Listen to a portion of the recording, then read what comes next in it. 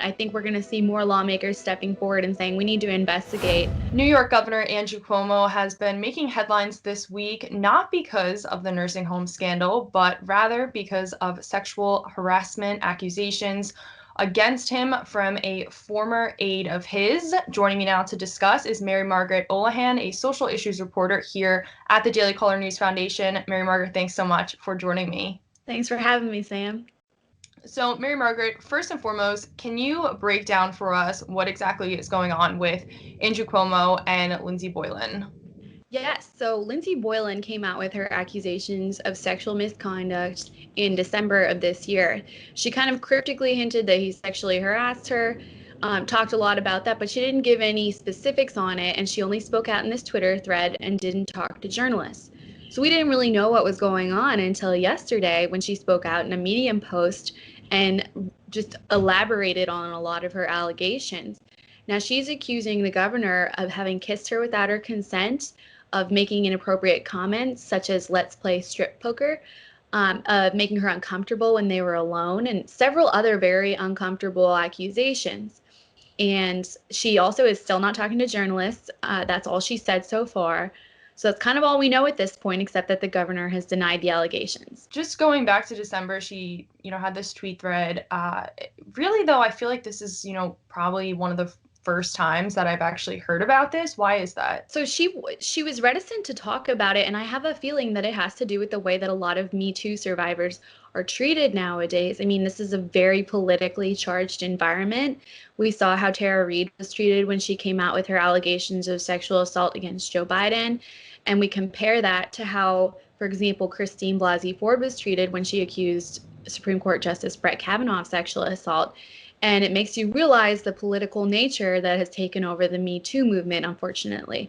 So you have people who are believed and you have people who are not. And unfortunately, in Christine Blasey Ford's case, a lot of Democratic lawmakers and media pundits came out and said, believe all women, believe survivors. But when you have people who are unfortunately accusing the Democratic Party of sexual assault, that's not how they're treated, and that's not how Democratic lawmakers are responding. Well, even if you look at the White House right now, I mean, you have a throwback to when Senator Kamala Harris said that she believed now President Biden's accusers. So there certainly is, appears to be at least a different treatment in, women who accuse liberals versus conservatives in terms of their allegations, as well as how those allegations are treated by the media and by politicians. Just moving forward, Andrew Cuomo is under a lot of scrutiny, really under the microscope for his nursing home scandal. Do you think these allegations will play into, whether or not he remains in power, whether or not he is potentially impeached? Well, Cuomo said himself during the 2018 Kavanaugh confirmation hearings, he said himself that we should believe all survivors and that we should be investigating the allegations against Kavanaugh. So we're hearing more people step up and say that he should be investigated.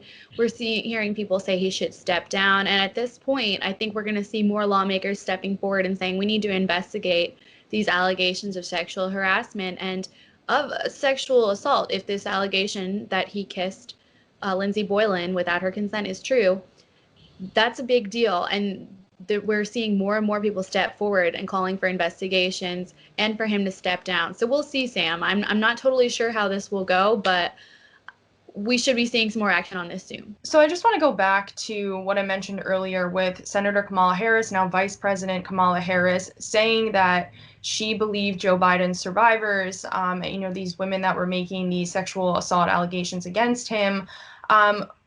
Is this a pattern? Is this something that we've seen before? So Kamala Harris and other Democratic lawmakers and media members are very careful about how they support women like this. So when Tara Reade accused Joe Biden of sexual assault, a lot of lawmakers knew that they had to stick up for her, or it would be it would be just showing their blatant hypocrisy between now and in between the Kavanaugh hearings. We're going to see how this is handled. Who says this kind of thing and pretends that they believe Lindsey Boylan as a survivor, and then supports Cuomo anyways and doesn't support an investigation into what he's done. Mary Margaret Olohan of the Daily Caller News Foundation, thank you so much for joining me today to speak about this. I'm sure it's a topic that's not going anywhere, so I'd love to have you back on. Thank Thanks so Thanks much. so much, Sam.